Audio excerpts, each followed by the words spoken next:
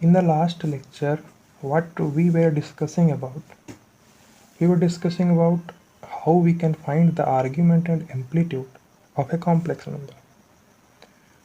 I was forcing on a particular point, which I was saying that it is very important point. What was that point? That point was argument of a complex number is not unique value. Means for a particular complex number, we can find n number of multiple argument values. Means if you are having a complex number, let us suppose you are having a complex number 2 plus 3 iota or 2 minus 3 iota, anyone you can choose, and we need to find argument of this complex number. Then we cannot say that this particular number, this particular angle is argument for this complex number, because we can find multiple values which are angle from positive real axis to OP line. Got my point? This is the argument and amplitude. Basic difference between argument amplitude is principal value of argument. Argument is infinite number of set for a particular complex number, but amplitude is a specific duration angle. If you are having a complex number, then for that complex number, amplitude will be fixed between minus pi to pi. It cannot take more than one value between minus pi to pi. This is the duration in which we find amplitude of that complex number. I hope you got the basic difference between argument and amplitude. And the last point what we have discussed, last point was, if you are having a complex number, either it may be in first quadrant, either it may be in second, either it may be in third, either it may be in fourth quadrant, or it also can be at axis. It can be at positive real axis, it can be at positive imaginary axis, and it can be a negative real axis, and it also can be a negative imaginary axis. So in comprising all the cases of complex number, what we can say that we can find a unique value of theta between 0 to 2 pi, means that theta is positive value. This is called least positive argument. You are having any complex number, then for that complex number you can find angle between 0 to 2 pi. Same as amplitude case. In amplitude case, what we are trying to do, we wanted to calculate angle between minus pi to pi, and that was the case where negative angle also included, but in this case we are taking only positive angle. This is called the least positive argument. Hope this is clear to all of you. After that, we have seen complex number in different quadrants. First, we have seen when complex number was in first quadrant. In that case, we are going from positive real axis in anti-clockwise direction with theta angle, and that theta angle was between 0 to 90 degree.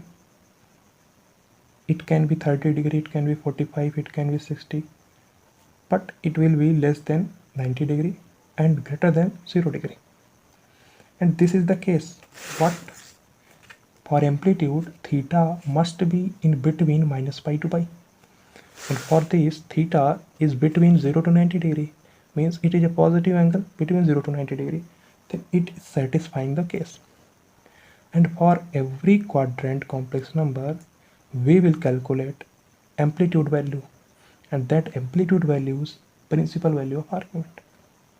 We also can find for every complex number least positive argument, but we are concerned about only amplitude. You will not get generally least positive argument questions, but you are going to use amplitude in upcoming lecture. in upcoming topics. Second topic was when our complex number is in second quadrant. If complex number is second quadrant, then angle from positive real axis in anti-clockwise direction is theta, and that theta is less than 180 degree, because if this theta will be 180 degree if this point is at negative real axis, then it will be 180 degree, but it is not at negative real axis, it is somewhere between this. This is the line OP, and what we want to do, we have to calculate angle from positive real axis to OP point. Clear? Then to find the value of theta, what we can do, we can just calculate angle 180 degree minus alpha. 180 degree minus alpha will be the amplitude for this complex number. After that, this was the case. Third case, when our complex number was in third quadrant. If complex number is in third quadrant, we have two choices. First choice is we can take angle in anti-clockwise direction, which will be greater than 180 degree, but it is not desirable for amplitude case. In amplitude case, we take angle between minus 180 degree to plus 180 degree. Plus 180 degree is included, but minus 180 degree is not included. In amplitude case, what we do? This. So in this way, from this way, we will get angle which is greater than 180 degree. Now, from second case, second possibility we are also having. From this possibility, angle theta is less than 180 degree, and we will prefer this because it will satisfy the amplitude condition. Amplitude must be in between minus 180 degree to plus 180 degree. So what we can see here, because this theta is in clockwise direction, and we have discussed that if angle is in clockwise direction, then that angle will be negative, and if angle is in anti-clockwise direction, that angle will be positive. Is it clear? So amplitude of z will be minus theta, minus of theta. Amplitude of z is equals to minus, we have taken, minus means we have taken the direction of angle. Minus is clear. And now we can put the value of theta. Theta is what? 180 degree minus alpha. 180 degree minus alpha. This is the case amplitude of z is equals to tan inverse y by x in minus pi. We have discussed in detail in last class. If our complex number is in fourth quadrant, then we have multiple number of approaches to touch the OP line, but two main ways we are having. First one is just come from this way, and another one is come from this way. And this way is what? This way will give you positive angle, and which is greater than 270 degree. Greater than 270 degree, which is not desirable for amplitude case, because for amplitude case we want angle between minus 180 degree to 180 degree. So what we need to do, we will calculate this angle theta, minus of theta. Minus means we have taken the direction of angle, minus is there. Now theta is what? Theta is just angle. Put the value of angle. Is it clear? Now what we can conclude all the points. We can conclude all the points. Let us see.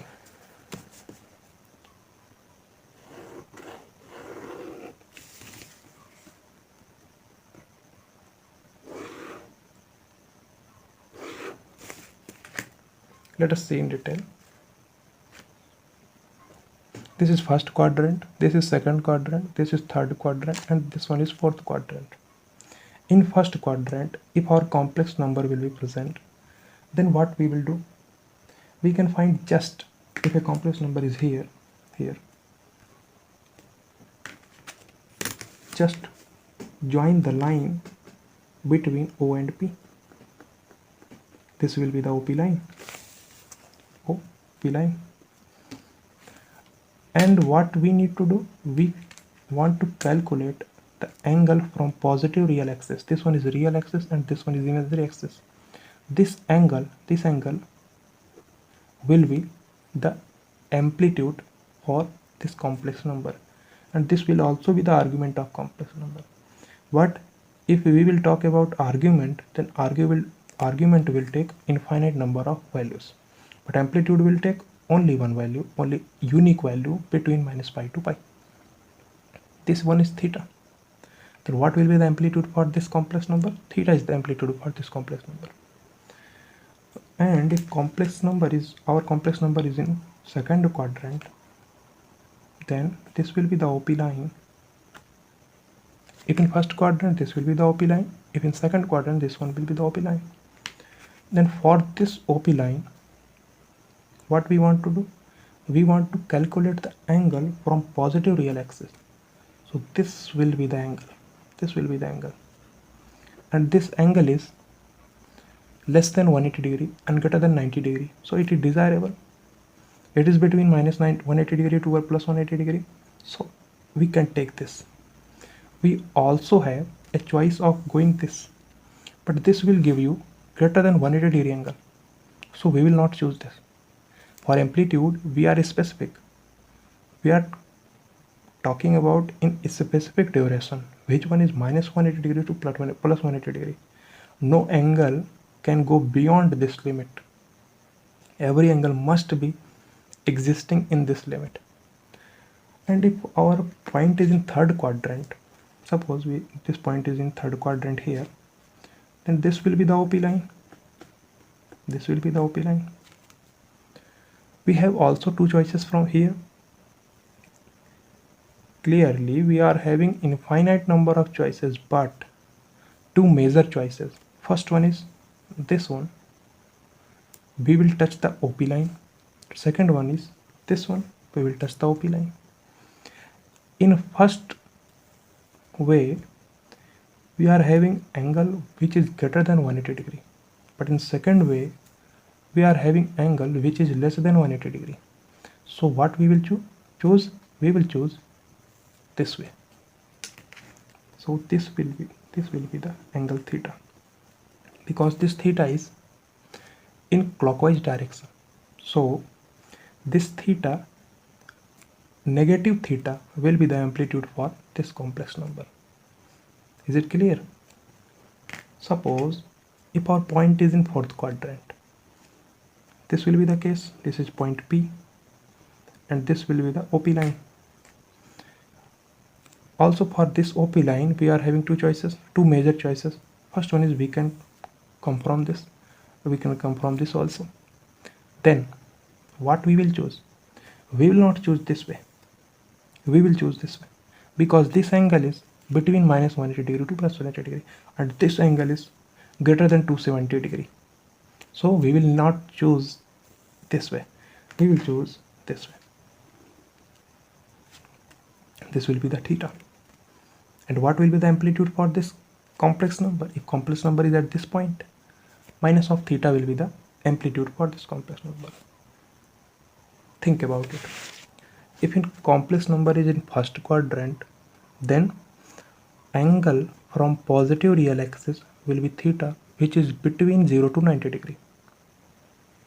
If a complex number is in second quadrant, then angle from positive real axis to OP line is less than 180 degree and greater than 90 degree. It is desirable because we can say we want the angle between minus 180 degree to plus 180 degree. So it is desirable. We can take this. And if a complex number is in third quadrant, then also we are having two choices. We can come from this way, we can come from this way. But in this way you will be having, let us see, if we are going in this way, then this will be the way, this will be the way. But in this way the angle is greater than 180 degree. It is not desirable. We want angle between minus 180 degree to plus 180 degree. So this will be the case, theta. And amplitude of this complex number will be minus of theta, because theta is in clockwise direction. Same, if the complex number is in fourth quadrant, then also we can come from this way, but we will not come because this angle is greater than 270 degree. We will come from this. This angle is between 0 to minus 90 degree. We can take this. If you are little bit confused, so it should not be the case of confusion, because I have clearly tried to make you understandable this concept very clearly. I have chosen the first quadrant, second quadrant, third quadrant and fourth quadrant as well. So it should not be the case of any confusion. But if you are having a confusion, then don't worry about it. Just see. I will give you a short approach. If you will follow the short approach, then you will be able to calculate argument of any complex number in 2 seconds. Just see. Short approach to calculate amplitude. Is it okay? Let us see. This is the complex number, complex plane, the real axis, and this one is imaginary axis. We have 4 choices of complex number, either in first quadrant, either in second, either in third, either in fourth, and for more choices also is there at axis. If complex number will be at axis, if complex number is positive real axis, then angle from positive real axis will be 0 degree. Then amplitude for that complex number will be 0. If our complex number is at positive imaginary axis, then what will be the angle? Angle will be plus 90 degree. Then plus 90 degree will be amplitude for that complex number. And if complex number is at negative real axis, then what will be the amplitude? 180 degree will be the amplitude. If our complex number is at negative imaginary axis, then minus 90 degree will be the amplitude. So it is not our point of interest. We are discussing if our complex number is first quadrant, in second quadrant, in third quadrant, in fourth quadrant.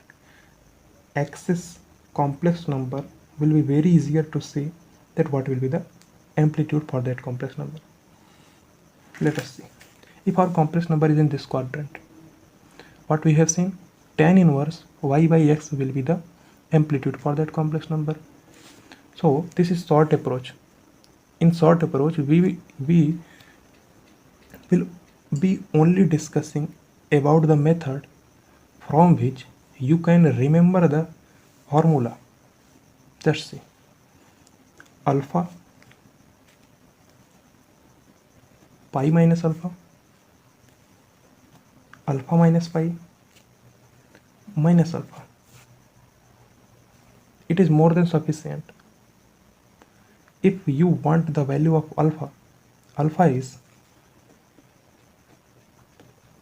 tan inverse y by x modulus.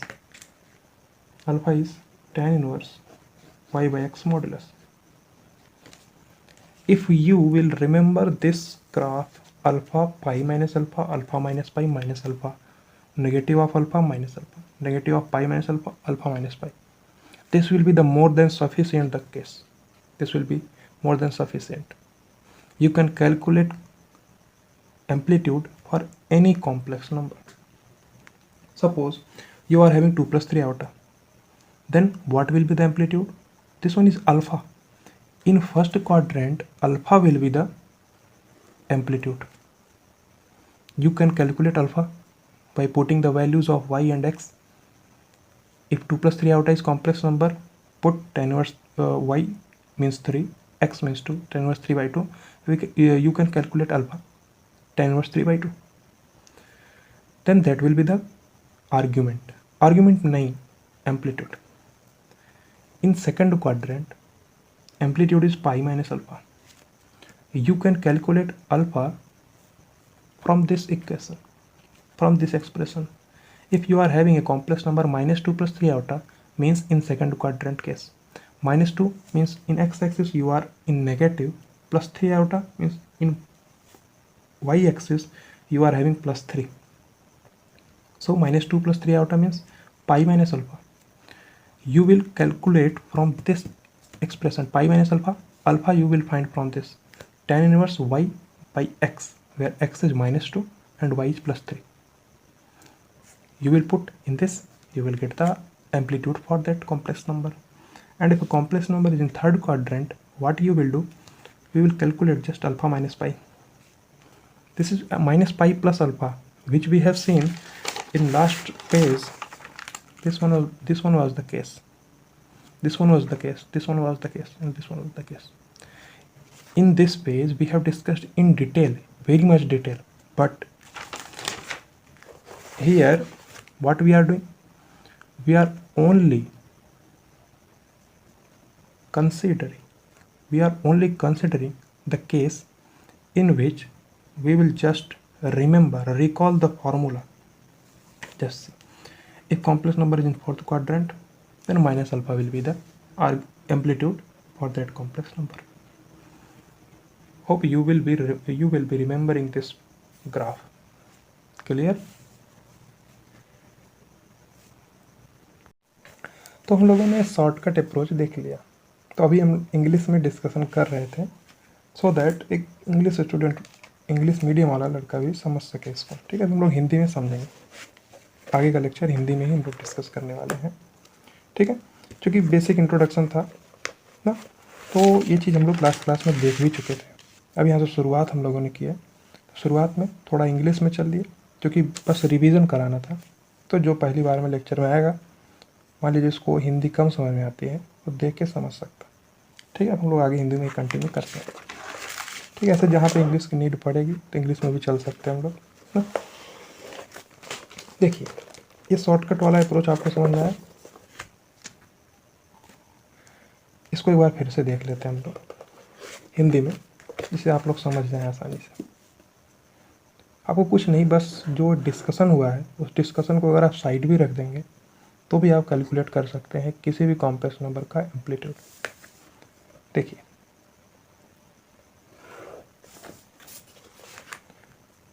आपको केवल और केवल alpha find out करना है. Alpha find out करने के बाद आपका काम ख़त्म हो जाएगा. अल्फ़ा मीन्स अल्फ़ा आप किसी भी कॉम्प्लेक्स नंबर के फाइंड आउट कर सकते हैं. अगर आपके पास एक कॉम्प्लेक्स नंबर है जेड, जो कि है एक्स प्लस आयोटा वाई, तो यहाँ से आप अल्फ़ा फाइंड आउट करें. ये हम ट्रिक बताया जा रहा है. ट्रिक मीन्स शॉर्टकट अप्रोच बोलिए, ट्रिक मत बोलिए. शॉर्टकट अप्रोच है जिसे आप आसानी से याद रख सकते हैं.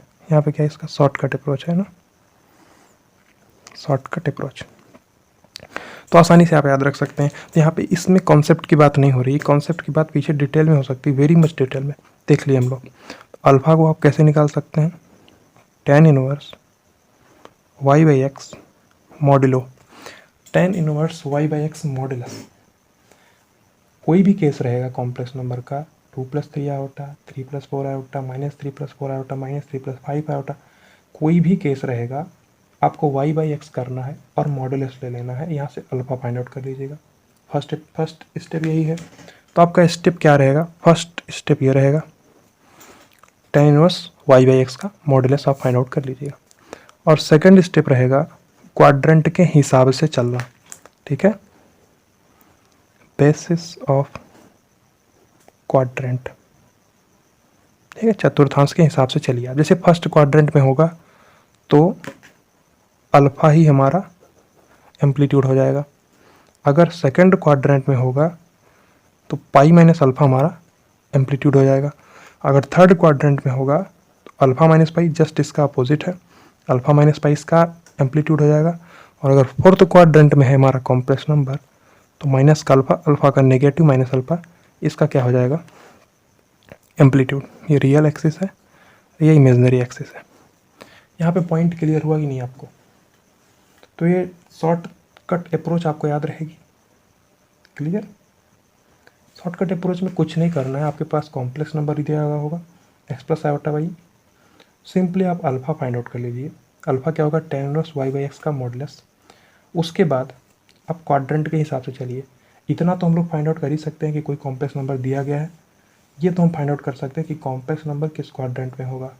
अगर ये हम फाइंड आउट कर लेते हैं कि किस क्वाड्रेंट में हमारा कॉम्प्लेक्स नंबर है, तो उसके बाद आसानी से हम लोग अल्फ़ा फाइंड आउट कर लेंगे, और अल्फ़ा के बाद उस क्वाड्रेंट के हिसाब से हम आसानी से निकाल सकते हैं, शॉर्टकट तरीका है। तो ये आप लोग प्रीफर कर सकते हैं जिसको कम समझ में आया होगा।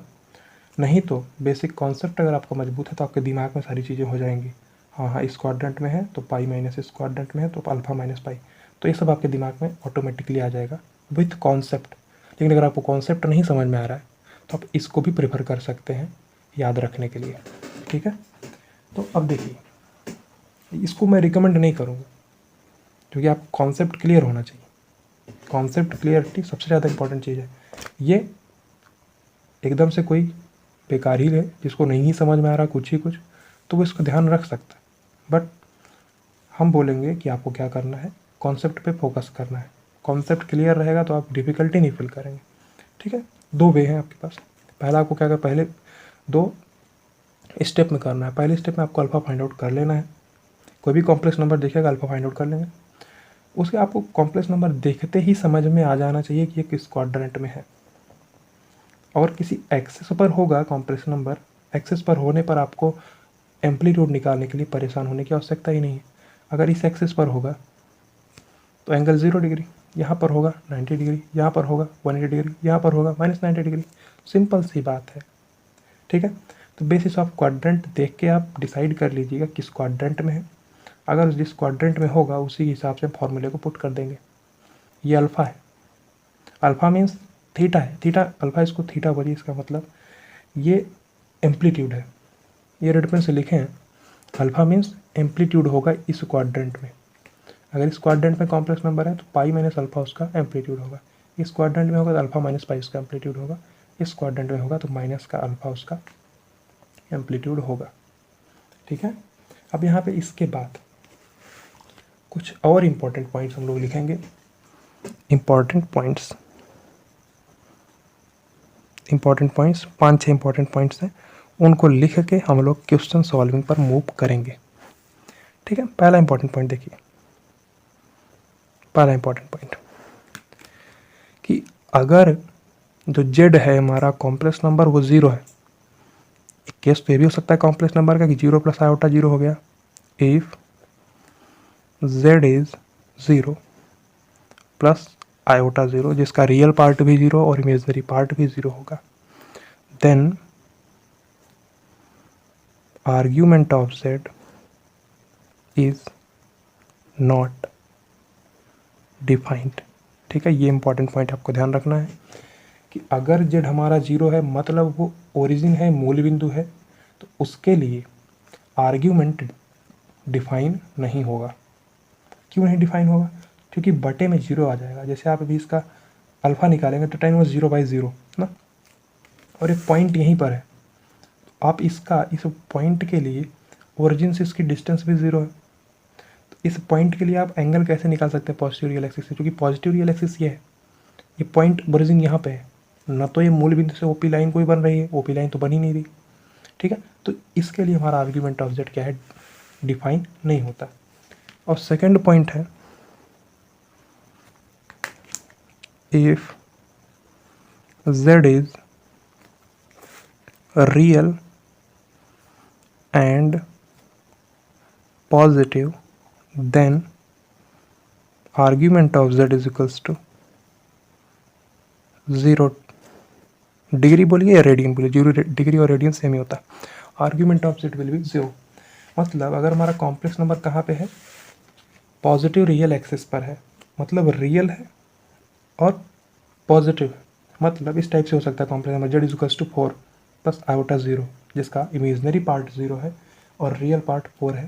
तो रियल पार्ट वाले ही कॉम्प्लेक्स नंबर जितने भी होंगे और उनका इमेजनरी पार्ट अगर 0 है तो उसके लिए आर्ग्यूमेंट 0 होगा, ठीक है। तो ये आर्ग्यूमेंट 0 लिख रहे हैं, इसका मतलब समझिए। तो यहाँ पे आर्ग्यूमेंट 0 लिखिए। तो इन जनरल हम बोल चुके हैं कि अगर कोई केस ना हो तो हम एम्पलीट्यूड ही मान के चलते हैं। तो एम्पलीट्यूड जो हम लोग निकालेंगे इसको यहाँ पे एम्पलीट्यूड भी लिख सकते हैं, क्योंकि अगर आर्ग्यूमेंट ऑफ जेड हम 0 लिख रहे हैं तो इसके अलावा भी 0 + 2n पाई भी इसके आर्ग्यूमेंट होंगे। 0 + 2n, ये स्वाभाविक सी बात है। अगर 0 है तो 2n + 0 भी उसका आर्ग्यूमेंट होगा। बट अगर एम्पलीट्यूड की बात करेंगे तो एम्पलीट्यूड इसका फिक्स है, 0 ही होगा। ठीक है, ये सेकंड पॉइंट हो गया। तो यहाँ से कोई कंफ्यूज नहीं होना। अगर हम यहाँ पे आर्ग्यूमेंट ऑफ जेड 0 लिखें तो केवल 0 नहीं होगा, 0 + 2n इसका आर्ग्यूमेंट हो जाएगा। बट हम लोग अगर स्पेसिफिकली बात करेंगे तो एम्पलीट्यूड ऑफ जेड जो होगा वो 0 डिग्री ही होगा, या 0 रेडियन बोल सकते हो ना। यहाँ पे लिख भी देते हैं हम कि एम्पलीट्यूड ऑफ जेड क्या होगा, 0। यहाँ पे 0 + 2n लिख देते हैं, क्योंकि +2n वाला फंडा हम लोग डिस्कस कर चुके हैं क्यों ऐसा होता है ना। तो ये दूसरा पॉइंट समझ में है आपको, जेड हमारा क्या है, रियल है और पॉजिटिव है। अब थर्ड पॉइंट को देखिए ध्यान से। अगर जेड क्या है, रियल है and negative. Real and positive का मतलब यहाँ पे आएगा, रियल एंड नेगेटिव का मतलब यहाँ पे आएगा। रियल एंड नेगेटिव का मतलब क्या है, -4 + i/0, मतलब उसका रियल पार्ट है -4 है, इसलिए वो नेगेटिव रियल एक्सिस पे आएगा ना। तो then argument of z will be pi लिख रहे हो तो पाई + 2n भी लिख सकते हो। सिंपल सा बात है। यहाँ पे एम्पलीट्यूड ऑफ जेड जो होगा उसको हम पाई बोल देंगे ना। तो मेन हमारा जो डिस्कशन है वो एम्पलीट्यूड के ऊपर ही है।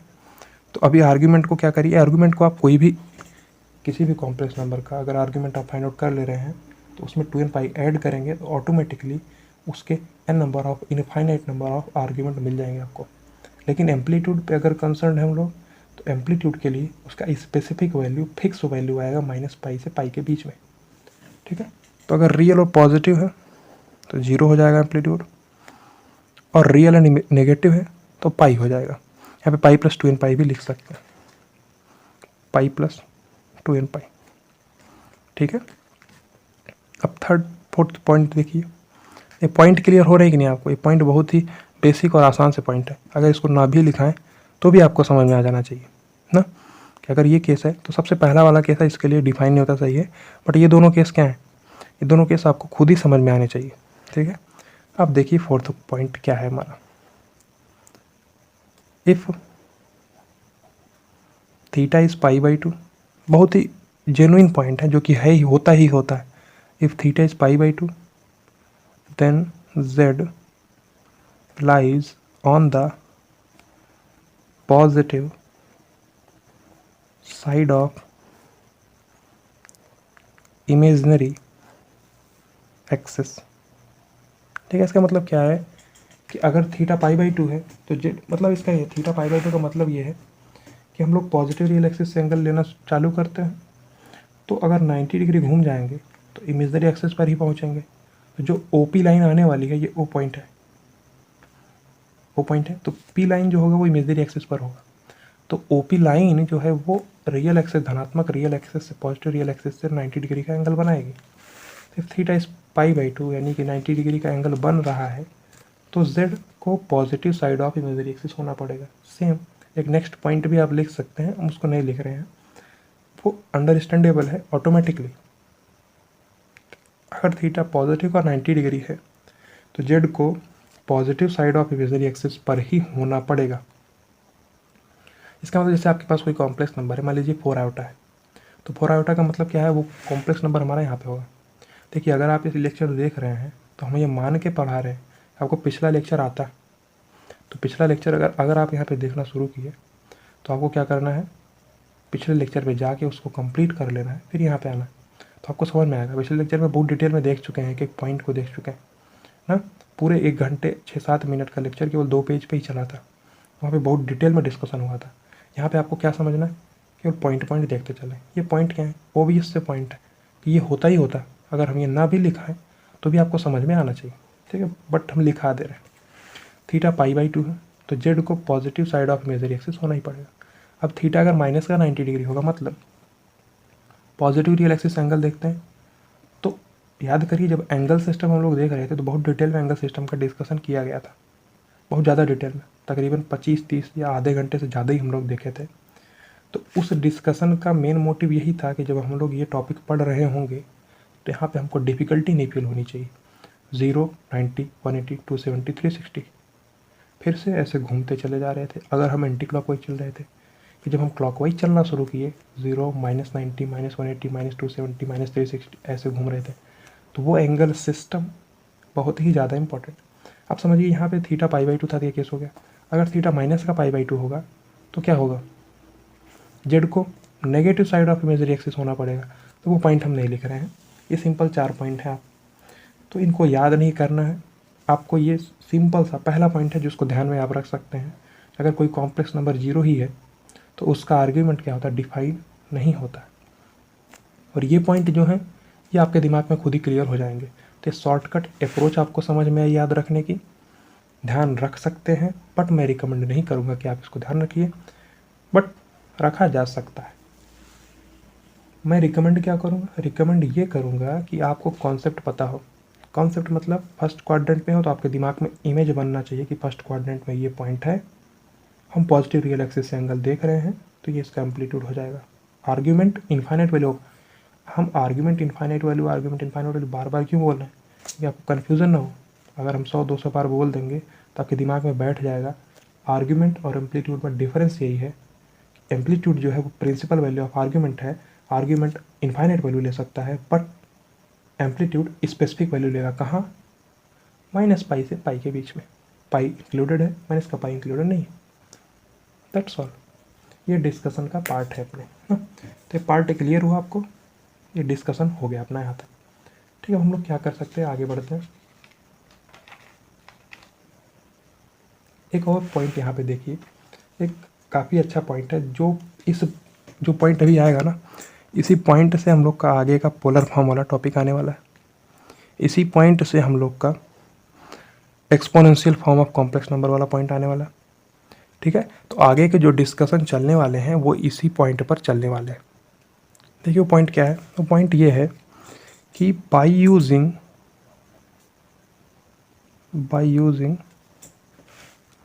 मॉड्यूलस, जो ओपी लाइन होती थी, ओपी लाइन का जो डिस्टेंस होता है वही तो मॉड्यूल, उसको उसी को मॉड्यूलेट बोलते हैं, यानी मॉड्यूलस वही है। By using modulus and argument we can define any complex number. ठीक है, कंप्लीटली। इसका मतलब यही है, आपको समझना यही है, ध्यान से समझिए, कि अगर आप किसी कॉम्प्लेक्स नंबर का दो चीज़ फाइंड आउट कर ले रहे हैं, मॉड्यूलस का मतलब ये ओरिजिन से उस पॉइंट की डिस्टेंस ये फाइंड आउट कर लिए, और अगर पॉजिटिव रियल एक्सिस से एंगल फाइंड आउट कर लिए तो और क्या चाहिए, मिल गया ना। जैसे अगर कॉम्प्लेक्स नंबर हमारा फर्स्ट क्वाड्रेंट में यहाँ पे है, तो अगर हम ये डिस्टेंस फाइंड आउट कर लिए और पॉजिटिव रियल एक्सिस से एंगल फाइंड आउट कर लिए, तो इस कॉम्प्लेक्स नंबर के बारे में हम सारी इन्फॉर्मेशन बता सकते हैं। उस कॉम्प्लेक्स नंबर का निर्देशांक तक फाइंड आउट कर सकते हैं, वो कॉम्प्लेक्स नंबर फाइंड आउट कर सकते हैं। तो ये दो पॉइंट जो हैं, इन्हीं दो पॉइंट की मदद से, तो ये पॉइंट सबसे ज़्यादा इंपॉर्टेंट है। ये पॉइंट ये है कि अगर आप मॉड्यूलस फाइंड आउट कर ले रहे हैं और आर्ग्यूमेंट फाइंड आउट कर ले रहे हैं किसी कॉम्प्लेक्स नंबर के लिए, तो आप उस कॉम्प्लेक्स नंबर की सारी इन्फॉर्मेशन दे सकते हैं। ठीक है, जहाँ पर जो मॉड्यूलस होगा वो क्या बताएगा, मॉड्यूलस बताता है हमारा डिस्टेंस फ्रॉम ओरिजिन। ये तो ऑब्वियस सी बात है, मॉड्यूलस क्या बताता है, डिस्टेंस फ्रॉम ओरिजिन, उस पॉइंट की मूल बिंदु से दूरी बताता है। और जो हमारा आर्ग्यूमेंट बताएगा वो बताएगा डायरेक्शन। ठीक है, आर्ग्यूमेंट इनफाइनाइट वैल्यू ले सकता है। अगर हमारा कॉम्प्लेक्स नंबर यहाँ पे है तो हम 30 डिग्री को बोल रहे हैं इसका आर्ग्यूमेंट, तो 2π + 30 डिग्री भी इसका आर्ग्यूमेंट है, इसमें कोई शक नहीं है। तो अगर हमारे पास आर्ग्यूमेंट की वैल्यू है तो हमें ये बता सकते हैं एग्जैक्टली किस डायरेक्शन में हमारा कॉम्प्लेक्स नंबर होगा। समझिए, ये दोनों पॉइंट समझ में आ रहे हैं आपको, बहुत इंपॉर्टेंट पॉइंट है। इसी पॉइंट पर हम लोग का अगला टॉपिक आएगा ना, तो इस पॉइंट पर स्टार लगा लीजिएगा। और ऊपर वाले पॉइंट तो ओबियस है, इस पॉइंट पर ज़्यादा जोर देना है हम लोग को। फिर से एक बार सुन लीजिए कि मॉड्यूलस और आर्ग्यूमेंट का यूज करके किसी भी कॉम्प्लेक्स नंबर को डिफाइन किया जा सकता है। जहाँ पे मॉडुलस जो होगा ओरिजिन से उस पॉइंट की दूरी होगी। ये तो बात हम लोग देख ही चुके हैं, जो ओपी लाइन का जो लेंथ होता है वही तो हमारा मॉडुलस होता है। और अगर हम उसका आर्ग्यूमेंट फाइंड आउट कर लें, आर्ग्यूमेंट मतलब डायरेक्शन, डायरेक्शन मतलब पॉजिटिव रियल एक्सिस से कितने एंगल पे है ओपी लाइन, ये अगर फाइंड आउट कर ले रहे हैं तो हमारा काम हो जाएगा। उस कॉम्प्लेक्स नंबर की सारी इन्फॉर्मेशन हम लोग दे सकते हैं। ठीक है, ध्यान से समझिएगा, ये पॉइंट आसान पॉइंट है ना। अब देखिए एक और पॉइंट यहाँ पे है कि जैसे 0 + i/0 के लिए आर्ग्यूमेंट क्या होता है, डिफाइन नहीं होता। वैसे ही यहाँ पे लिख सकते हैं हम लोग ना कि 0 + i/0 अगर कोई कॉम्प्लेक्स नंबर है, उसके लिए जो मॉडुलस होगा उसी से ही हम डिफाइन करेंगे उस कॉम्प्लेक्स नंबर को। नहीं समझ में आया? कॉम्प्लेक्स नंबर है जो 0 + i/0, इसको अपनी लैंग्वेज में लिख लीजिएगा आप लोग। कॉम्प्लेक्स नंबर है 0 + i/0, आर्ग्यूमेंट डिफाइन नहीं है उस कॉम्प्लेक्स नंबर के लिए, तो हम उसके मॉडुलस यानी जो मॉडुलस है उसका वो क्या है, 0 का स्क्वायर + 0 का स्क्वायर का अंडर रूट यानी 0 ही है। तो उस कॉम्प्लेक्स नंबर का जो मॉडुलस है उसी मॉडुलस से ही हम उस कॉम्प्लेक्स नंबर को डिफाइन करेंगे। ठीक है, आर्ग्यूमेंट चूँकि डिफाइन इसका नहीं होता है। तो अब हम लोग क्या कर रहे हैं, कुछ क्वेश्चन सॉल्व करेंगे ना। कुछ क्वेश्चन क्या, एक सबसे बेसिक सा क्वेश्चन सॉल्व करते हैं, उसके बाद नेक्स्ट क्लास में क्या करेंगे, कुछ अच्छे लेवल के क्वेश्चन हम लोग सॉल्व करेंगे ना। फिर आगे का जो टॉपिक है पोलर फॉर्म और एक्सपोनेंशियल फॉर्म, उनको पढ़ने के बाद हम लोग अपना क्या करेंगे, प्रैक्टिस क्वेश्चन का सीरीज फिर से ले आएंगे, जो कि हम लोग पहले टॉपिक के पढ़ने के बाद लेके सॉल्व किया था। 3 प्रैक्टिस क्वेश्चन की सीरीज लेके आए थे, जिनमें तीनों लेक्चर में हम लोगों ने क्वेश्चन सॉल्व किया था। उसी प्रकार से आगे के 2 टॉपिक पढ़ने के बाद, क्योंकि सारे टॉपिक रिलेटेड है, argument amplitude, polar form, exponential, तीनों ही रिलेटेड है, तीनों ही रिलेटेड टॉपिक हैं। तो तीनों को कंप्लीट करने के बाद क्वेश्चंस का सीरीज लेके आएंगे, फिर नेक्स्ट टॉपिक पर मूव करेंगे, जो कि होगा क्यूब रूट ऑफ यूनिटी। ठीक है, बीच में आयलर फार्मूला भी आएगा, तो सब कुछ देखना हम लोग को, परेशान नहीं होना आपको। अभी हम लोग एक क्वेश्चन सॉल्व करते हैं, उसको थोड़ा डिस्कस करके फिर हम लोग नेक्स्ट क्लास में बाकी चीज़ें देखेंगे।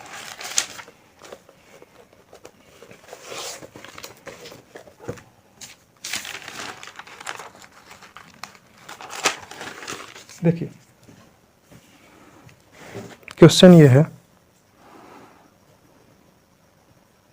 ये प्रैक्टिस क्वेश्चन का सीरीज नहीं है, ये नॉर्मल क्वेश्चन है। टॉपिक ख़त्म होने पे क्वेश्चन देख रहे हैं। अभी हम लोग का 2 टॉपिक और ख़त्म होगा, 3 टॉपिक, फिर हम लोग प्रैक्टिस क्वेश्चन की सीरीज लेके आएंगे। ठीक है, आपको क्या करना है, फाइंड मॉडुलस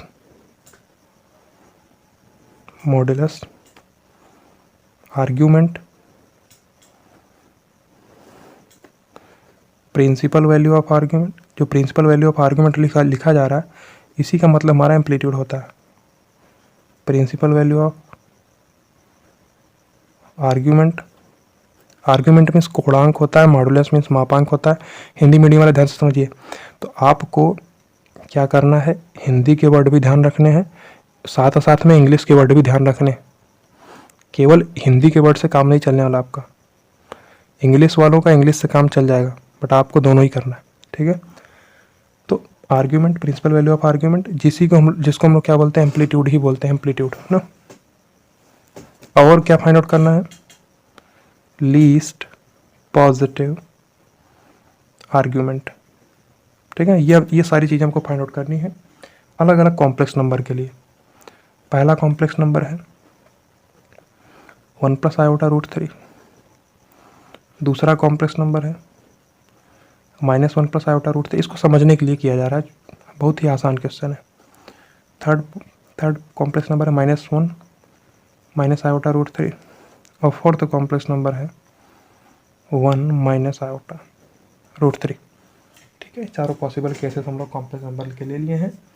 तो इसको थोड़ा सा समझते हैं हम लोग ना। तो देखो, हर क्वेश्चन को हम लोग क्या करेंगे, 2 मेथड से सॉल्व करेंगे। 2 मेथड कौन से, पहला मेथड सबसे बेसिक सा मेथड हमारा कौन सा मेथड, बस आप पॉइंट को लोकेट करिए और फिर सोचिए कि क्या हो सकता है। ठीक है, देखिए ये हमारा क्या है, कॉम्प्लेक्स प्लेन होगा, रियल एक्सिस और इमेजिनरी एक्सिस। ठीक है, चारों के लिए अलग अलग से बना देते हैं, फिर चारों को अलग से दर्शा देंगे। ठीक है, और जो मेथड 2 होगा उसमें बनाने का ज़रूरत भी नहीं है ना, उसमें बस इमेजिन करेंगे हम लोग। ठीक है, मेथड 1 को देखिए, यहाँ पे मेथड 1 है, मेथड 2 को भी हम लोग देखेंगे। तो ये कॉम्प्लेक्स प्लेन बना रहे हैं हम लोग। थर्ड और फोर्थ,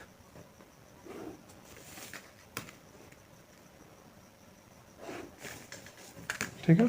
ये 4 हम लोग कॉम्प्लेक्स प्लेन बना लिए। Real axis, imaginary axis, real axis, imaginary axis, real axis, imaginary, real, imaginary. अब देखिए फर्स्ट जो कॉम्प्लेक्स नंबर है वो पॉइंट कहाँ पे आएगा, कहाँ पे आएगा, 1 प्लस आयोटा रूट 3 मीन्स 1 है एक्स एक्सिस में distance, X plus iota Y से कंपेयर कराइए, 1 है एक्स एक्सिस में डिस्टेंस और रूट 3 है इमेजनरी एक्सिस यानी वाई एक्सिस में डिस्टेंस। ये क्या है, रूट ऑफ 3। ये पॉइंट है हमारा। तो ओरिजिन से जो डिस्टेंस निकालेंगे हम लोग, यही तो होगा ओरिजिन से डिस्टेंस। ये इसका ओरिजिन से डिस्टेंस, ये पॉइंट क्या, ओपी। तो हमको क्या क्या फाइंड आउट करना है, हमको फाइंड आउट करना है modulus, argument, principal value of argument और लीस्ट पॉजिटिव आर्ग्यूमेंट। तो यहाँ से ओपी लाइन को देखिए ध्यान से, तो ये एंगल जो थीटा होगा यही हमारा क्या होगा, इसका आर्ग्यूमेंट का प्रिंसिपल वैल्यू होगा। चूँकि आर्ग्यूमेंट, अब सिर्फ आर्ग्यूमेंट लिख दिया गया और प्रिंसिपल वैल्यू ऑफ आर्ग्यूमेंट अलग से लिख दिया, तो आर्ग्यूमेंट निकाल के प्रिंसिपल वैल्यू ऑफ आर्ग्यूमेंट एक थीटा अगर निकाल ले रहे हैं उसमें 2n पाई ऐड करेंगे तो हमको पूरा ही कंप्लीट सेट मिल जाएगा, जिससे सारे ही आर्ग्यूमेंट डिफाइन हो जाएंगे। ठीक है, ये बात समझ में आई। देखिए तो ये थीटा है, तो यहाँ पे इस थीटा को हम लोग निकाल सकते हैं।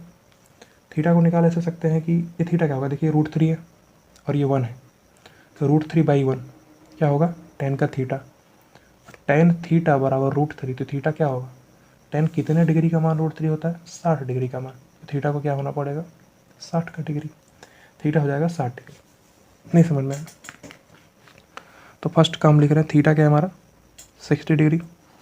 60 डिग्री को हम लोग क्या लिख सकते हैं, π/3। ठीक है, तो यही 60 डिग्री और π/3 ही हमारा क्या हो जाएगा, प्रिंसिपल वैल्यू ऑफ आर्ग्यूमेंट। तो फर्स्ट के लिए हम आंसर लिख रहे हैं। आंसर देखिए कैसे लिख रहे हैं। पहला क्या लिखना है, मॉडुलस। मॉडुलस मीन्स क्या होता है, मूल बिंदु से दूरी। तो मूल बिंदु से दूरी कितनी हो जाएगी, ये 1 और ये रूट 3, तो ये लेंथ हमको चाहिए क्योंकि एक समकोण त्रिभुज है। तो 1 का स्क्वायर प्लस रूट 3 का स्क्वायर का अंडर रूट, 1 का स्क्वायर मतलब 1, रूट 3 का स्क्वायर मतलब 3, दोनों का अंडर रूट, यानी कि 1 का स्क्वायर प्लस रूट 3 का स्क्वायर पूरे का अंडर रूट, यानी कि 1 प्लस 3 का अंडर रूट, यानी कि 2। मॉडुलस की बात हो रही है तो मॉडुलस 2 आएगा। ठीक है, अब देखिए मॉडुलस 2 आ गया। अब आर्ग्यूमेंट निकालना, क्योंकि थीटा हम लोग निकाल चुके हैं। थीटा कितना, π/3, तो प्लस 2n पाई अगर कर देंगे हम तो हमको क्या मिल जाएगा, कंप्लीट आर्ग्यूमेंट सेट। ठीक है, और प्रिंसिपल वैल्यू ऑफ आर्ग्यूमेंट मतलब एम्पलीट्यूड, ये हमारा क्या है, आर्ग्यूमेंट ऑफ जेड है। आर्ग्यूमेंट ऑफ जेड इस प्रकार से लिखेंगे, और ये हमारा क्या है, मॉड जेड है, ये आर्ग्यूमेंट ऑफ जेड है। और अगर हमको एम्पलीट्यूड ऑफ जेड या प्रिंसिपल वैल्यू ऑफ आर्ग्यूमेंट लिखना है तो क्या आएगा, π/3 ही होगा। जस्ट क्योंकि जो फर्स्ट क्वाड्रेंट की बात है तो tan इनवर्स y/x ही हमारा क्या हो जाता है, एम्पलीट्यूड π/3। और क्या निकालना है हमको, लीस्ट पॉजिटिव आर्ग्यूमेंट। तो लीस्ट पॉजिटिव आर्ग्यूमेंट क्या था, हम लोग एंगल को 0 से 2π तक ले सकते हैं। तो पॉजिटिव रियल एक्सिस से ओपी लाइन का एंगल थीटा है जो कि 0 से 2π के बीच में है। तो जो इसका लीस्ट पॉजिटिव आर्ग्यूमेंट होगा LPA, ये भी π/3 हो जाएगा। ये पॉइंट क्लियर हुआ। चारों आंसर कैसे लिख रहे हैं समझ में आ रहा है ना। मेथड 1 से लिख रहे हैं। अब देखिए, अब सेकंड क्वेश्चन, सेकंड वाला जो पॉइंट है, सेकंड कॉम्प्लेक्स नंबर है, वो कहाँ पे है, -1 plus iota root 3 means X axis में -1 यहाँ पे।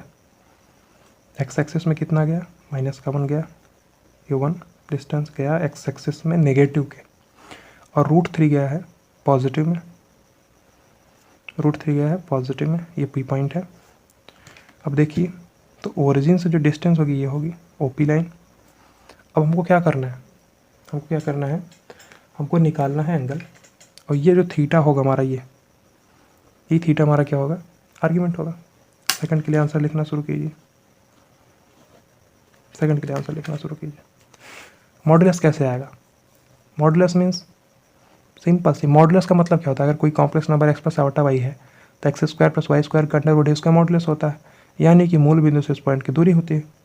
तो आप ऐसे देखिए 1 स्क्वायर प्लस रूट 3 स्क्वायर का अंडर रूट, मतलब ओपी की लेंथ डायरेक्ट ही आप X square plus Y square का अंडर रूट करके भी निकाल सकते। अब देखिए मॉडुलस क्या आएगा, मॉडुलस क्या आएगा इस केस में 2, क्योंकि हम लोग देख चुके हैं कि X plus iota Y minus X plus iota Y, X minus iota Y minus X minus iota Y, कोई भी केस होगा सबके लिए मॉडुलस सेम आता है, और ये सब एक सर्कल पर लाई करते हैं, डिस्कशन हम लोग किए कर चुके हैं। अब देखिए आर्ग्यूमेंट ऑफ जेड क्या आएगा, तो अगर हम किसी कॉम्प्लेक्स नंबर का एक आर्ग्यूमेंट निकाल लेते हैं, उसमें 2n पाई ऐड करने पे हमको उसके n नंबर ऑफ इनफाइनाइट हमको मिल सकते हैं, उसके सारे आर्ग्यूमेंट, ठीक है। तो ये थीटा हम लोग निकाल सकते हैं। थीटा कैसे निकालते हैं? 180 डिग्री माइनस दिस एंगल, और ये एंगल कितना होगा? जो ये छोटा सा एंगल है, ये छोटा सा एंगल कितना होगा? 60 डिग्री। चूँकि एंगल को अगर हम अल्फा मानेंगे तो टेन अल्फा क्या होगा? √3/1, तो अल्फा क्या हो जाएगा? 60 डिग्री, क्योंकि टेन 60 डिग्री का मान ही √3 होता है, तो ये 60 डिग्री। अब पूरा का पूरा कितना होता है? 180 डिग्री, तो थीटा क्या हो जाएगा? 120 डिग्री। तो 120 डिग्री का मतलब क्या होता है? 120 डिग्री, इसका मतलब 60 डिग्री, 60 डिग्री का मतलब क्या है? π/3, 60 डिग्री का मतलब π/3 होता है, और ये पूरा का पूरा पाई है, तो पाई माइनस π/3, यानी कि 2π/3 प्लस 2n पाई। तो 2n पाई ऐड करने पे हमको आर्ग्यूमेंट ऑफ जेड की जनरल वैल्यू मिल जाएगी। और अगर हमको एम्पलीट्यूड ऑफ जेड चाहिए, तो एम्पलीट्यूड ऑफ जेड कैसे निकाल सकते हैं? डायरेक्ट ही 2π/3 उसका आंसर हो जाएगा। ये चीज़ समझ में आई कि नहीं? क्योंकि एम्पलीट्यूड की वैल्यू माइनस पाई से पाई के बीच में हो सकती है, तो डायरेक्ट का 2π/3 इसका आंसर हो जाएगा ना। मॉडुलस हम लोग देख चुके, आर्ग्यूमेंट भी हम लोग देख लिए। ये आर्ग्यूमेंट का इन जनरल वैल्यू है, इसमें n की वैल्यू को आपको इंटीजर पुट करना है, इंटीजर में 1 2 3 4, नेगेटिव में -1 -2 -3, इसको कुछ भी पुट कर सकते हैं, तो सारे पॉसिबल केसेस आर्ग्यूमेंट के आपको यहाँ पे मिल जाएंगे।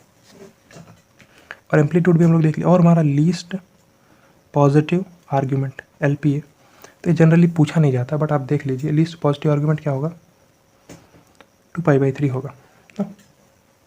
2π/3 सिंपल से, चूँकि इसकी वैल्यू 0 से 2π के बीच में आ सकती है, तो कोई कॉम्प्लेक्स नंबर किसी भी क्वाड्रेंट में होगा, अगर उसका पॉजिटिव रियल एक्सिस से एंगल जो है 0 से 2π के बीच में ही आ रहा है, तो उसी को लीस्ट पॉजिटिव आर्ग्यूमेंट बोलता है। लीस्ट पॉजिटिव आर्ग्यूमेंट बोलने का मतलब ये है कि इसके आर्ग्यूमेंट की वैल्यू है जो कि 0 से 2π के बीच में ही है और पॉजिटिव भी है ना, क्योंकि अगर हम 2n पाई और ऐड कर देंगे तो और भी पॉजिटिव वैल्यू मिल सकती है, बट हमको लीस्ट मतलब हम 0 से 2π के बीच में ही अगर बात करें तो हमको मिनिमम वैल्यू मिल सकती है उसकी, ठीक है।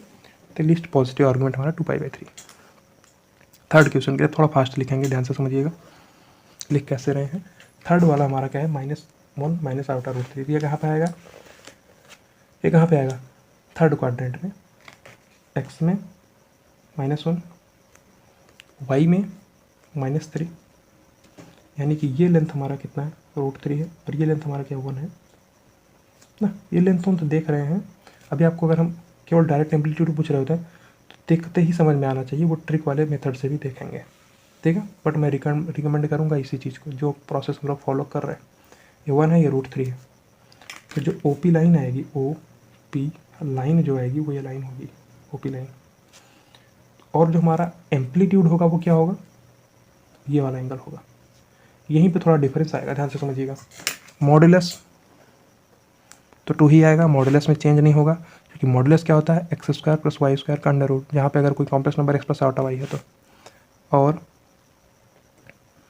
अब आर्ग्यूमेंट ऑफ जेड को आपको लिखना है, तो आप आर्ग्यूमेंट ऑफ जेड को क्या लिख सकते हैं? ये वाला एंगल लिख सकते हैं, ये वाला एंगल ना, क्या ये वाला एंगल भी लिख सकते हैं, बस कोई भी दिक्कत नहीं है, इस वाले एंगल को भी लिख सकते हैं, ये वाला भी लिख सकते हैं। और ये वाला एंगल कितना होगा? देखिए √3 है, ये 1 है, तो ये कितना डिग्री होगा? 60 डिग्री होगा। जैसे ऊपर में दोनों में होगा वैसे इसमें भी 60 डिग्री होगा, क्योंकि tan ऑफ अल्फ़ा होगा √3/1, जो कि 60 डिग्री बना देगा। तो ये ट्रायंगल वाला केस आपको समझ में आ रहा है कि नहीं? तो मुझे ये एक समकोण त्रिभुज है, ये एंगल 90 डिग्री है, ये उसका लंब है ये उसका आधार है और ये अल्फ़ा है। तो tan का अल्फ़ा बराबर √3/1, तो अल्फ़ा क्या होगा 60 डिग्री। तो ये 60 डिग्री का एंगल है हमारा। और ये कितना पूरा 180 डिग्री है, तो 180 डिग्री प्लस 60 डिग्री यही तो है, यानी कि 240 डिग्री। तो इसको हम ऐसे भी लिख सकते हैं एंगल में पाई प्लस पाई/3, यानी कि 4π/3 प्लस 2n पाई लिख देने पे इन जनरल आर्ग्यूमेंट की वैल्यू मिल जाएगी। आपके पास एक और रास्ता था, इसको लिख देते और उसमें 2n पाई ऐड कर देते, तो भी सारे केसेस हमारे यहाँ पे मिल जाते। तो ये आर्ग्यूमेंट ऑफ जेड हो गया। और आपको एम्पलीट्यूड ऑफ जेड लिखना है, तो चूँकि एम्पलीट्यूड ऑफ जेड क्या आएगा ना, एम्पलीट्यूड ऑफ जेड की वैल्यू -180 डिग्री से +180 डिग्री के बीच में ही आनी चाहिए। तो हमको क्या करना है, यही चीज़ लेना पड़ेगा, इस एंगल को ही लेना पड़ेगा। ये एम्पलीट्यूड के लिए होगा। और ये एंगल कितना है, ये कितना है 60 डिग्री, मतलब कि पाई/3। और इस वाले केस में हम लोग कैसे देखते थे, याद करिए कैसे देखते थे, अल्फ़ा माइनस पाई होता था, अल्फ़ा माइनस पाई होता था, क्योंकि जो ये एंगल आएगा इसी का माइनस ऑफ हमारा एम्पलीट्यूड होगा। नहीं समझ में आया? तो अल्फ़ा माइनस पाई मतलब पूरा का पूरा एंगल कितना 180 डिग्री। इसी में से इस एंगल को घटाएंगे और बाहर में एक माइनस लगाएंगे, माइनस का 180 डिग्री मतलब माइनस का पाई, और घटाएंगे किसको, इस छोटे वाले एंगल को, जो कि एंगल कितना है पाई/3। क्या हो जाएगा 3 पाई माइनस का पाई/3, तो माइनस का 2 पाई/3। ये क्लियर बात समझ में आई आपको? नहीं समझ में आया? क्लियर? देखिए अब आगे चलिए, एम्पलीट्यूड भी निकाल ली। अब यहाँ पे समझिए लीस्ट पॉजिटिव आर्ग्यूमेंट। तो लीस्ट पॉजिटिव आर्ग्यूमेंट क्या होगा, क्योंकि इस क्वाड्रेंट में है, तो इस पेंसिल वाले घुमाव को देखिए, ये एंगल हमारा 2 पाई से कम है, 0 से बड़ा है। जो यहाँ पे हम लोग 4π/3 निकाले हैं, यही हमारा इसका लीस्ट पॉजिटिव आर्ग्यूमेंट हो जाएगा। ये नहीं समझ में आ रहा, जो कि 0 से 2 पाई तक एंगल हम लोग ले सकते हैं लीस्ट पॉजिटिव आर्ग्यूमेंट के केस में। तो 4π/3 जो कि 2 पाई से कम है, तो इसको हम लीस्ट पॉजिटिव आर्ग्यूमेंट बोल देंगे। हाँ, सिंपल सी बात है। इसको आप लोग एक बार फिर से सॉल्व करेंगे, और लोग नेक्स्ट क्लास में फिर से सॉल्व करने वाले हैं नए नए क्वेश्चंस को, उस पर और डिस्कशन चालू करेंगे, तो आपको क्लियर हो जाएगा एकदम से। अभी के लिए आपको प्रैक्टिस करना है, ठीक है। और फोर्थ पार्ट को देखिए, फोर्थ पार्ट को और फास्ट से लिखेंगे। अब फिर उसके बाद हम लोग ट्रिक से लिखने वाले हैं किसको, क्योंकि मॉडुलस निकालने का तो कोई ट्रिक नहीं है, डायरेक्टली आप निकाल सकते हैं किसी भी केस में हो। मेथड 1 है, मॉडुलस डायरेक्ट निकाल सकते हैं। आर्ग्यूमेंट ऑफ जेड के लिए भी आपको नॉर्मल प्रोसीजर फॉलो करना पड़ेगा, जो कि कॉम्प्लेक्स नंबर पॉइंट को डिनोट कराइए। और आप देख लीजिए एक एंगल को निकाल के 2n पाई ऐड कर दीजिए, तो जितने पॉसिबल आर्ग्यूमेंट हो सकते हैं वो सारे ही आ जाएंगे, ठीक है। अब फोर्थ देखिए, जब फोर्थ क्वाड्रेंट में है, यानी इस फोर्थ क्वेश्चन में एक्स में कितना 1 और वाई में कितना -√3। एक्स में कितना 1, वाई में कितना -√3। तो ये 1 है, -√3 मीन्स √3 नेगेटिव वाई एक्सिस में। तो ये पी पॉइंट है हमारा। जो ओपी लाइन है वो क्या है, ये ओपी लाइन है।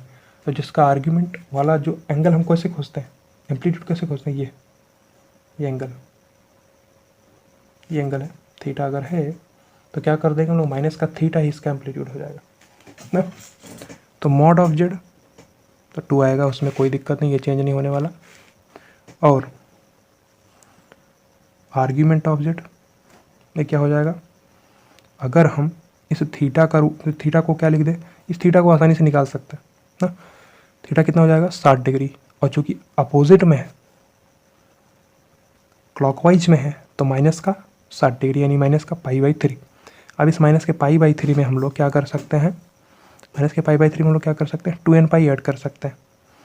आपके पास दो रास्ते हैं, माइनस के पाई/3 में 2n पाई ऐड कीजिए, या इस पूरे के पूरे एंगल में से इसको घटा के ये वाला, ये जो वे है, जो घूम के हम लोग इस प्रकार से पहुंचते हैं यहाँ पे, इस वाले एंगल को लेके उसमें 2n पाई ऐड कीजिए, या इस माइनस थीटा को लिख के ही 2n पाई को ऐड कर दीजिए। नहीं समझ में आया? बेसिकली ये एंगल और ये एंगल सेम ही चीज़ को बता रहे हैं ना, कि हमको ओपी लाइन को टच कराना है पॉजिटिव रियल एक्सिस से। दो रास्ते हो सकते हैं, ये और ये, दोनों सेम ही चीज़ बता रहे हैं ना। तो अब समझिए, और ये वाला हमारा कितना एंगल होगा, ये पूरा एंगल कितना होगा, एक पूरा एंगल कितना होगा, पूरा का पूरा अगर घूम जाते हैं तो 360 डिग्री, बट इतना हम माइनस कर देंगे उसमें से, यानी 2 पाई माइनस का पाई/3 कितना हो जाएगा 5 पाई/3 प्लस 2n पाई आप कर सकते हैं। आप 2n पाई माइनस के पाई/3 में भी कर सकते थे, ठीक है। 5 पाई/3 लिखना एकदम से जरूरी नहीं है कि 5 पाई/3 ही लिखना। अब थीटा को यहाँ पे जो माइनस का पाई/3 आता है, माइनस का पाई/3 लिख के उसमें 2n पाई ऐड कर देते हैं, उससे भी सारे पॉसिबल केसेस आ जाते हैं। अब 5 पाई/3 लिख दीजिए। 5 पाई/3 इसलिए लिखे क्योंकि यही 5 पाई/3 हमारा क्या होगा, लीस्ट पॉजिटिव आर्ग्यूमेंट, क्योंकि 2 पाई से कम है, 0 से बड़ा है, 0 से 2 पाई के बीच में आ रहा, तो हम उसको लीस्ट पॉजिटिव आर्ग्यूमेंट बोल देंगे। और इस केस में हमारा जो एम्पलीट्यूड ऑफ जेड होगा वो क्या होगा, जस्ट माइनस ऑफ थीटा, इसी एंगल का माइनस ही हमारा क्या हो जाएगा, एम्पलीट्यूड क्या हो जाएगा माइनस का पाई/3। अब चारों पार्ट में देखिए, ये एम्पलीट्यूड है, इस क्वेश्चन में ये एम्पलीट्यूड है, इस क्वेश्चन में हमारा ये एम्पलीट्यूड है, और इस क्वेश्चन में हमारा ये एम्पलीट्यूड है। तो अगर हम केवल एम्पलीट्यूड ही क्वेश्चन पूछ रहे हैं तो आगे के क्वेश्चन में हम लोग को केवल एम्पलीट्यूड फाइंड आउट करना होगा। और अगर ऐसा नहीं है, आपको केवल आर्ग्यूमेंट बोल दिया गया है, तो अगर या तो स्पेसिफिकली बता देगा कि आपको पूरे आर्ग्यूमेंट निकालने हैं, या क्वेश्चन की कंडीशन देख के आपको समझना पड़ेगा कि क्या पूछना चाह रहा है वो ना, तो इसके लिए परेशान होने की नीड नहीं है ना कि हम क्या कौन सा कब निकालेंगे। आर्ग्यूमेंट इनफाइनाइट वैल्यू लेगा, बट जो एम्पलीट्यूड होगा वो प्रिंसिपल वैल्यू ऑफ आर्ग्यूमेंट होगा, जो कि केवल माइनस पाई से पाई के बीच में ही लेगा, ठीक है। उसके लिए परेशान होने की आवश्यकता बहुत ज़्यादा नहीं है। तो यहाँ पे हम लोग एम्पलीट्यूड निकाल लिए, और यहाँ पे लीस्ट पॉजिटिव आर्ग्यूमेंट भी बोल सकते हैं। लीस्ट पॉजिटिव आर्ग्यूमेंट क्या होगा, 0 से 2 पाई तक जा रहा है, तो ये पूरा का पूरा एंगल ले सकते हैं, ये पूरा का पूरा एंगल ले सकते हैं हम लोग। पूरा का पूरा एंगल कितना है, ये एंगल कितना है 5 पाई/3 भी निकाले थे हम लोग। अच्छा, ये चीज़ समझ में आ रही है कि नहीं आपको ना, क्लियर है एकदम से पॉइंट। एंगल निकाल रहे हैं तो आपको एंगल से खेलना आना चाहिए। Clockwise negative, anti clockwise positive को आपको समझ में आएगा, तभी जाके आप समझ पाएंगे ना। उसी चीज़ से पूरा डिस्कशन हो रहा है। तो नेक्स्ट क्लास में हम लोग और भी चीज़ें और भी क्वेश्चन डिस्कस करेंगे। तो ये मेथड 1 हो गया। मेथड 2 में हम लोग एम्पलीट्यूड निकालने का तरीका देखेंगे। और जो ये है मॉडुलस है, तो मॉडुलस के लिए सिंपल सा मॉडुलस का फंडा x² + y² का अंडर रूट कर दो, और आर्ग्यूमेंट के लिए कोई एक एंगल निकाल लो, उसका आर्ग्यूमेंट का 2n पाई ऐड कर दो। एम्पलीट्यूड के लिए हम लोग दूसरा मेथड भी देख ले रहे हैं, जो कि शॉर्टकट मेथड था। फर्स्ट मेथड से सिंपल सा, फर्स्ट मेथड से भी समझ में आ रहा है, सेकंड मेथड से भी समझ में आना चाहिए ना। और सारे क्वाड्रेंट हम लोग देख लिए। अब देखिए मेथड नंबर 2।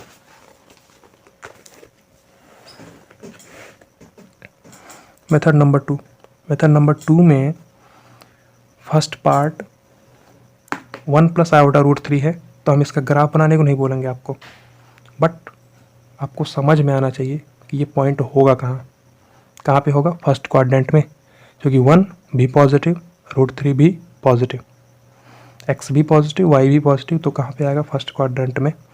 तो फर्स्ट क्वाड्रेंट में हम लोग देख चुके हैं ट्रिक के हिसाब से, शॉर्टकट अप्रोच के हिसाब से, कि जो हमारा एम्पलीट्यूड ऑफ जेड होगा वो क्या होता है, अल्फ़ा ही होता है।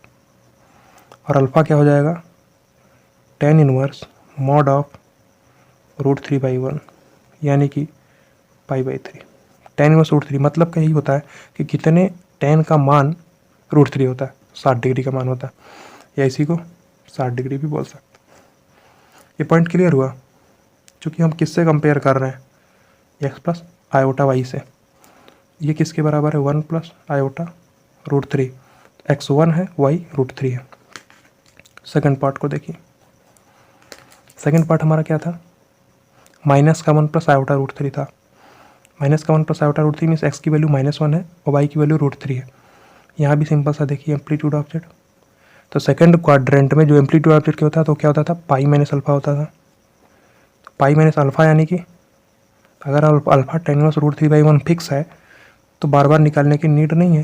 √3/1 जो कि नेगेटिव, क्योंकि x की वैल्यू क्या थी, -1 थी, तो मॉड लगा हुआ है तो पॉजिटिव बना ही देगा। -1 लिखने से कोई मतलब फ़र्क नहीं पड़ेगा, मॉड लगा हुआ है पॉजिटिव बना देगा। तो पाई माइनस का π/3 यानी कि 2π/3 यानी कि 120 डिग्री। ये पार्ट समझ रहे हैं आप ना। थर्ड पार्ट को देख लीजिए। थर्ड पार्ट में हमारा क्या है, कॉम्प्लेक्स नंबर है थर्ड क्वाड्रेंट में।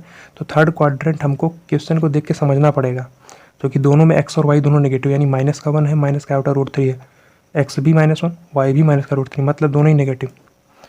तो थर्ड क्वाड्रेंट में हमारा क्या होता था, ट्रिक के हिसाब से देख रहे हैं, अल्फा माइनस पाई यही तो होता था। और अल्फा हमारा कितना, π/3 माइनस का पाई, यानी कि माइनस का 2π/3 यानी कि माइनस का 120 डिग्री। ये चीज़ हम लोग देख चुके हैं, ये चीज़ हम लोग देख चुके हैं कैसे निकाल रहे हैं प्रोसेस से। और फिर हम लोग शॉर्टकट अप्रोच से भी देख रहे हैं ना। शॉर्टकट अप्रोच आपके काम आ सकती है कभी कभी, बट आपको बेसिक अप्रोच ज़्यादा ध्यान देना। अब ये फोर्थ केस में क्या है, हमारा कॉम्प्लेक्स नंबर है फोर्थ क्वाड्रेंट में, यानी कि माइनस का 1 नहीं, 1 माइनस √3 है, x पॉजिटिव है 1 है, और y नेगेटिव है √3 है। तो उस केस में हमारा माइनस का अल्फा होता है एम्पलीट्यूड, माइनस का अल्फा यानी माइनस का π/3 यानी कि माइनस का 60 डिग्री। तो आंसर निकल गया π/3, 2π/3, माइनस का 2π/3 और माइनस का π/3। ये पार्ट क्लियर हुआ। यही चीज़ हम लोग फर्स्ट जो नॉर्मल मेथड था उससे भी निकाले थे, π/3, 2π/3, -2π/3 और माइनस का π/3।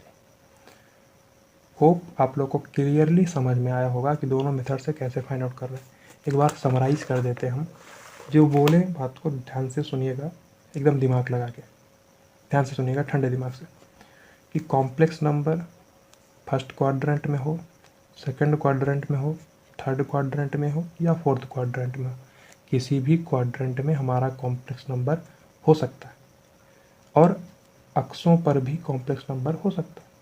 तो इन सारे केसेस के लिए आपको अगर फिगर बनाना आ गया, फिगर बना लेंगे तो कॉम्प्लेक्स नंबर का argument, amplitude, least positive argument, modulus कुछ भी फाइंड आउट कर सकते हैं। तो फिगर पे जोर हम लोग इसलिए देंगे, मेथड 2 है, आसान है, डायरेक्ट एम्पलीट्यूड निकालेंगे, alpha pi minus alpha, alpha minus pi और माइनस का अल्फा, आसानी से आप लोग निकालेंगे। बट हम लोग किसको प्रीफर करेंगे, ग्राफिकल अप्रोच को, ठीक है। इस ग्राफिकल अप्रोच को हम लोग प्रीफरेंस देंगे। किसी भी क्वाड्रेंट में होगा, आपको क्या करना है, बस सिंपली उस पॉइंट को डिनोट करना है और ओपी लाइन बनानी है, और ओपी लाइन का एंगल देखना है पॉजिटिव रियल एक्सिस से। क्लियर। तो हम लोग नेक्स्ट क्लास में चलते हैं, नेक्स्ट क्लास में मिलेंगे। उस क्लास में हम लोग को क्या करना है, और भी क्वेश्चन सॉल्व करने हैं, कुछ अच्छे अच्छे क्वेश्चन सॉल्व करेंगे, बट सब में ही हमको आर्ग्यूमेंट और एम्पलीट्यूड और यही सब निकालना होगा, ठीक है। इस क्लास को यहीं पे एंड करते हैं। Thank you so much.